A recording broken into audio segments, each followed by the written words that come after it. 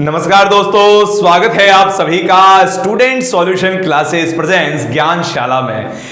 ज्ञानशाला की इस क्लास में आज हम पढ़ेंगे एक और शानदार कवि को जिनका नाम है कुंवर नारायण। हमने सुभद्रा कुमारी चौहान को पढ़ा था पिछले लेक्चर में। आज हम पढ़ेंगे कुंवर नारायण जी को। कुंवर नारायण जी के जीवन परिचय से हम प्रारंभ करते हैं कि उनका जीवन परिचय क्या था, कैसा कैसा रहा, उसके बारे में बातचीत करते हैं। आइए शुरू करते हैं। कुंवर नारायण जी का जन्म 1927 ईस्वी 1927 ईस्वी के अंदर हुआ था। कुंवर नारायण नई कविता आंदोलन के प्रमुख कवि माने जाते हैं। नई कविता आंदोलन ये क्या थी जी? नई कविता आंदोलन। नई कविता आंदोलन एक्चुअल में आपके जो आधुनिक काल है, हिंदी साहित्य के प्रमुख चार चीजें मानी जाती है। एक है आपके सबसे पहले आदिकाल, आदिकाल के बाद आया भक्ति काल, भक्ति काल के बाद रीतिकाल, रीतिकाल के बाद आधुनिक काल। अब ये जो आधुनिक काल चल रहा है, कविताओं का अंदर जो आधुनिक काल चल रहा है, इस आधुनिक काल की भी कई उप शाखाएं हैं जिसमें प्रयोगवाद, प्रकृतिवाद ये सभी शामिल है, छायावाद ये सभी शामिल है। उसमें भी छायावाद और के बाद में एक कविता का एक नया ट्रेंड चला जिसको कहा गया नई कविता। इसी नई कविता आंदोलन के प्रमुख कवि रहे हैं कुंवर नारायण। कुंवर नारायण नई कविता आंदोलन के प्रमुख कवि माने जाते हैं। इन्होंने कविता में नयापन लाने का काम किया है। ठीक है जी। ये अगे के तीसरे तार सप्तक, अगे ने अगे सचिदानंद, हीरानंद, वात्स्ययन अगे ने तार सप्तक निकाले थे। तार सप्तक क्या होते हैं जी? तार सप्तक 7 कवियों का एक समूह था जिसमें 7 कवियों की प्रमुख किताबें थी। ठीक है जी। तो तीसरे तार सप्तक के ये प्रमुख कवि है जो कि 1959 ईस्वी में आपके प्रकाशित हुआ था। 1950 के आसपास इन्होंने लिखना प्रारंभ किया। काव्य लेखन में ये आए, कविताएं इन्होंने लिखना प्रारंभ की। इस कविताओं के अलावा इन्होंने कहानियां भी लिखी हैं, लेख भी लिखे हैं, कुछ फिल्में भी लिखी है, फिल्मों के डायलॉग और आदि लिखे हैं। और अपनी समीक्षा, समीक्षा क्या होती है? किसी भी काव्य पर, किसी भी लेख पर अपनी पूरी बात, उस पर पूरे 360 डिग्री बात करना समीक्षा कहलाता है। तो इन्होंने ये सब कुछ भी लिखा है। इनका एक कोटेशन बहुत फेमस है। ये कहते हैं कि कविता मेरे लिए कोई भावुकता की हाय हाय नहीं है कि अरे ये हो गया मेरे साथ, मैं दुखी हूं और वो हूं, ऐसा कुछ नहीं है। इनके लिए जो कविता है वो एक क्या है? यथार्थ के प्रति एक प्रौढ़ प्रतिक्रिया है। सॉरी, इनके लिए जो कविता है वो क्या है? यथार्थ के लिए एक प्रौढ़ प्रतिक्रिया, यानी जो वास्तव में है, जो धरातल में है, जो रियलिटी में है। यथार्थ यानी रियलिटी, रियलिटी में जो है उसके बारे में उसका रिफ्लेक्शन, वो प्रतिक्रिया प्रौढ़ प्रतिक्रिया के रूप में मार्मिक अभिव्यक्ति। ये इनका कोटेशन है। अगर आप लिख के आते हो इनके कवि परिचय में तो ये आपको एक अच्छे नंबर दे सकता है। इनके कविता संग्रह कौन कौन से हैं उनके ऊपर बात करते हैं। इनको हम याद भी बड़ी आसानी से कर सकते हैं। सबसे पहले देखिए इनका नाम कुंवर।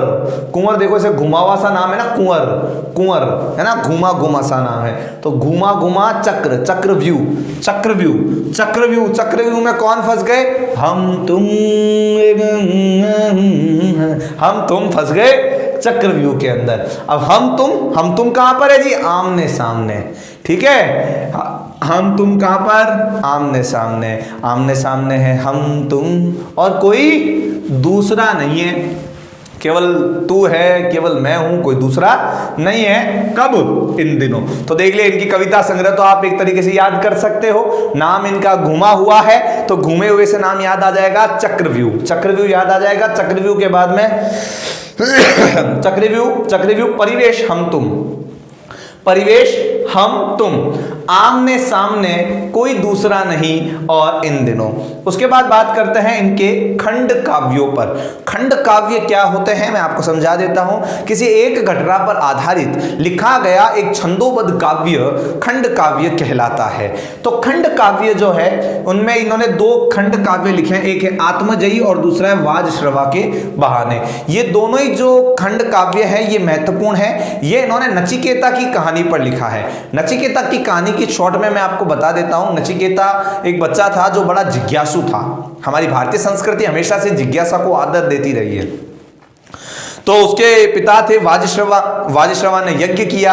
यज्ञ में उसने पूछा कि पिताजी ये अग्नि किसको दोगे? उसने कहा अग्निहोत्र ब्राह्मणों को देंगे। पिताजी ये गौवे किसको दोगे? उन्होंने इस ब्राह्मणों को देंगे।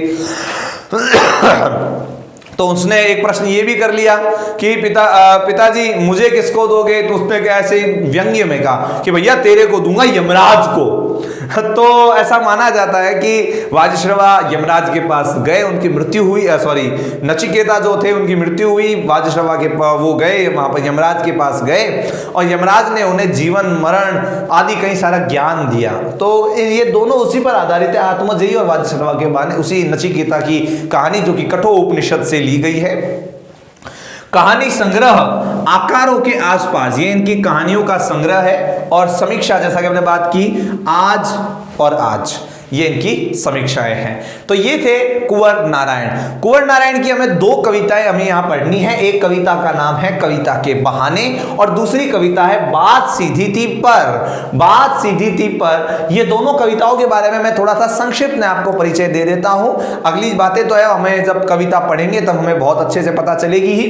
कविता के बहाने, ये यहां पर कवि ने ये बताया है कि कविता क्या है, कविता किसके दायरे में है, कविता क्या फूलों की महक है, कविता चिड़िया की उड़ान है, कविता है क्या, कविता की लिमिटेशंस क्या है, उस लिमिटेशंस के ऊपर इन्होंने यहां पर बातचीत की है। फिर अगली बात आती है बात सीधी थी पर। ये उन कवियों पर व्यंग्य किया गया है जो अपनी सीधी सपाट बात, हमने देखो सुभद्रा कुमारी चौहान को पढ़ा, खूब लड़ी मर्दानी वो तो झांसी वाली रानी थी, या मेरा नया बचपन, उस कविता को पढ़ा। तो वहां पर हमने क्या देखा, हमने ये देखा किस प्रकार कवित्री जो है बहुत ही सरल शब्दों के अंदर, बहुत ही सिंपल वर्ड्स में अपनी बात को ऐसे परोस देती है। लेकिन सामान्य रूप से सभी कवि ऐसा नहीं कर पाते हैं और या फिर करने के प्रयास नहीं करते हैं।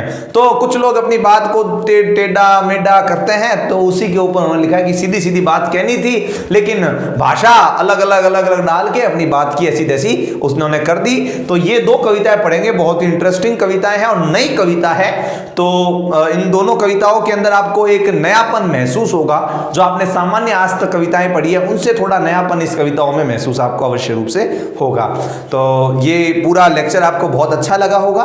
ये सब आपको अपनी कॉपी के अंदर नोट कर लेना है और इसको ध्यान से उतारिए, क्योंकि आपको एक कवि परिचय लिखना होता है। आप कवि परिचय अथवा लेखक परिचय लिख सकते हैं। मैं आपको सभी के कवि परिचय, सभी के लेखक परिचय करवा रहा हूं। आपको जो भी अच्छा लगे आप उनको सेलेक्ट कीजिए और आपके पेपर में वो आप लिख पाएंगे। तो थैंक यू फॉर वॉचिंग। देखते रहिए, सीखते रहिए स्टूडेंट सॉल्यूशन क्लासेस के साथ और जुड़े रहिए और भी लोगों को जोड़ते रहिए ज्ञानशाला में। बहुत बहुत धन्यवाद, बहुत बहुत आभार।